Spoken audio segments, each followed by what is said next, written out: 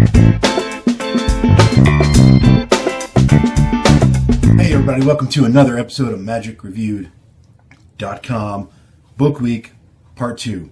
Today we've got Deep Shadows, A Decade of Trickery by D. Christopher. First, let me tell you, I've seen D. Christopher's work before. I don't think I've ever seen his own individual stuff, but I've seen his influence in other people's work. He's been on other people's videos and stuff, and I liked what I had seen, and so I was hoping that this book would be much better than it was, unfortunately. Let me show you on the little side here. All those little sticky notes, they're a code for me. The purple ones there's a lot of them. You can see they were ideas that I thought, that's pretty clever. I might use that. Oh, this is some good thinking here. Those types of things. There's a couple yellow ones here. I don't know if you can see like the yellowish color here, not the green one, but the yellow. Got 2 or 3 of those in there. Those are ones where I'm like, all right, I got to go back and try that out or study it a little bit better and you know, maybe build the gimmick or something like that. Then there's the green ones. The green ones, let me just go on record by saying, I'm an author, I'm a publisher, I get it. Typos happen, grammar mistakes happen.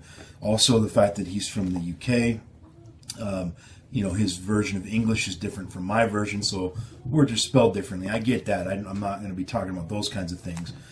And their grammar is a little different. The way they use words over there is a little bit different. All that stuff aside, I'm not talking about that. I'm talking about stuff that are mistakes and spellings and typos that are so bad that you can't even understand what they're trying to say. And it's not always necessarily typos or grammar. There's several cases. A lot of these green tabs are cases where he'll say something like, refer to the image below, and there's no image. And it's not on the next page or the previous page or it doesn't exist. That happened a lot in this book. There's cases in there where he says something about, you know, the bold text above, and there is no bold text above. There's a ton of mistakes like that. There's some tricks in here. He's got this idea, it's called 6-6. And it's based off of the old 6-card repeat or 6-bill repeat gimmick. And so the idea is you have some 3x5 note cards like this, but you've got 2 of them taped together with the corner trimmed, and then you've got other ones loaded inside of that, right? And then you have a few loose ones on top of that. And so part of the effect is you deal out these cards onto the table, and then you deal this last big thick taped one onto the table next to the single cards, and he claims that will go unnoticed. Are you kidding me? That's ridiculous that will go unnoticed. I mean, come on. And then, putting that aside, let's just say that your audience is full of idiots and they don't notice that. The next thing, he describes the handling of how to use the gimmick, and it just makes no sense the way he's describing it.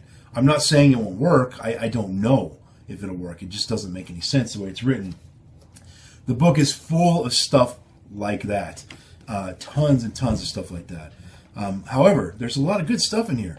The purple, there's a lot of good stuff in here. There's some two-person code stuff that I really liked. There's his work on optical bending, or not optical, but linguistic bending.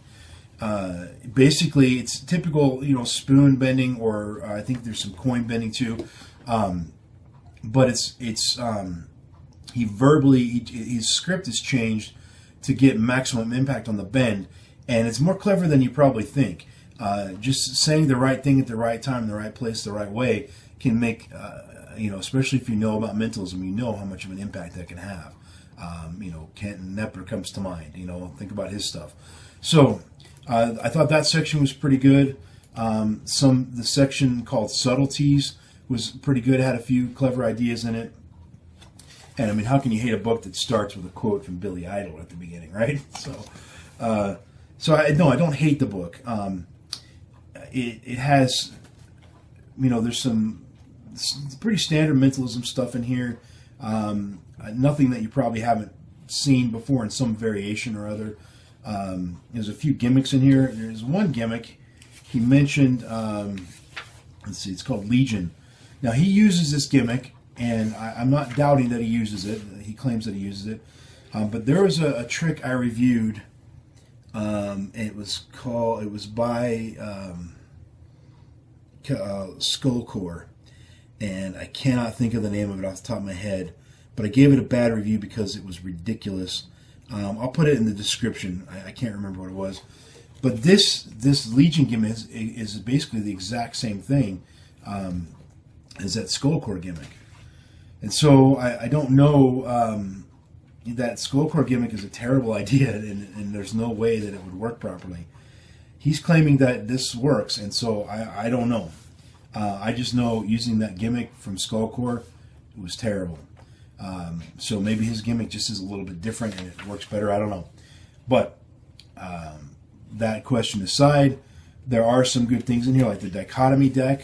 I thought was very clever, and it's a good. It can be applied to the out of this world effect, and that's what he uses it for in here.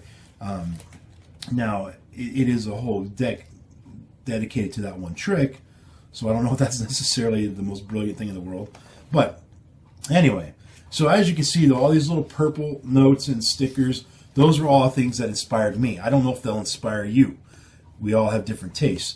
But the fact that there is stuff in here that inspired somebody, then there's probably stuff in here that will inspire you. So all in all, it's not a horrible book, but it's $75. I think, I mean, I know it's hard for me to, I don't pay for the stuff that I review, guys, and I know, poor Jeff, right, gets all this free stuff. But I think if I were to have paid $75 for this book, I would have been disappointed at that price point. Especially with, I would say that if I randomly opened this book to any page, that I would find a typo / grammar / punctuation or structure error on it. Now, that's not necessarily a bad thing.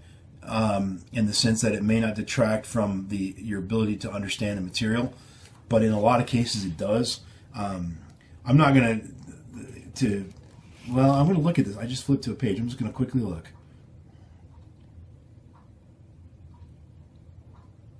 Okay, I'm looking. Oh, yep. I was right. I told you. Look at this. I randomly just chose a page. The first paragraph here. Now, this is a minor thing, and it's not going to affect the rating of necessarily the book, but this paragraph, the first paragraph, ends with the word fist. There's no period at the end of that sentence. That was just a random page that I turned to, because I'd say 75 to 80% of the book is like that. Almost every single page, there's grammar errors, spelling errors, typos. And again, I don't care if a book necessarily is riddled with that stuff. As long as I'm still able to read what the contents and understand it, I'm fine. And that period not being there, not the end of the world. I understood what he was saying still. And also I was glancing at it under the pressure of the camera here and not wanting too much silence on there. But if I had more time, I would take and look at a bigger section like this and see if I could find errors there. And then the question would be, well, do those errors prevent me from learning the material? So anyway, I'm rambling a little bit here, but the point is, for $75, I would expect much, much more out of a book. So I was going to give it 3 stars, Stone Status of Gem with a teeny, teeny, teeny little G, until I saw the price. And I had to bump it down for that. So I gave it 2.5 stars, Stone Status of Grubble. And I haven't done a Grubble for a while, so just a reminder, Gem is the best, the good side of it, and the Rubble is the bad side. Grubble is somewhere in the middle. Typically, I'll have degrees of gem. I'll have all capital letters for the word gem, or lowercase, or gem with a tiny g. That means we're sliding down that scale a little bit towards the rubble side. But a grubble it's clearly not something that I would say, yes, it's a gem, spend $75 on it. But it's not a rubble where I'm like, yeah, don't waste your money, just don't even consider it. It's somewhere in the middle. So there are a fair amount of gems in the book, but they're surrounded by a whole bunch of rubble. And some of that rubble might actually be gem if I could understand it. But because the pictures were missing, because the text was poorly written in a lot of cases, I couldn't understand it. Now, maybe I'm just an idiot. Maybe that's the problem. I don't know. So if you think that I'm an idiot, then go ahead and spend the money and take the risk. But if you think I'm a reasonably smart guy that can probably understand English, then go with my 2.5 star Status of Grubble, and know that if you do buy it, you will find stuff that you'll like, but you'll also be disappointed by the quality of the book. That's it for that, guys. Remember, please take a moment to like this video and to subscribe to my channel. And while you're doing that, you can listen to the random iTunes song of the moment, which is... oh my gosh. Bee Gees, folks. Bee Gees. Take Hold of That Star from the Spicks and Specks album, which is a great album, by the way. There's a lot of good stuff on there. That is the pre-disco Bee Gees right there. Take Hold of That Star. Thanks for watching, guys. Remember to like and subscribe. Happy New Year. It's where I'm at. We're about 6 hours away from the ball dropping. So enjoy your new year. Thanks for watching. Peace out.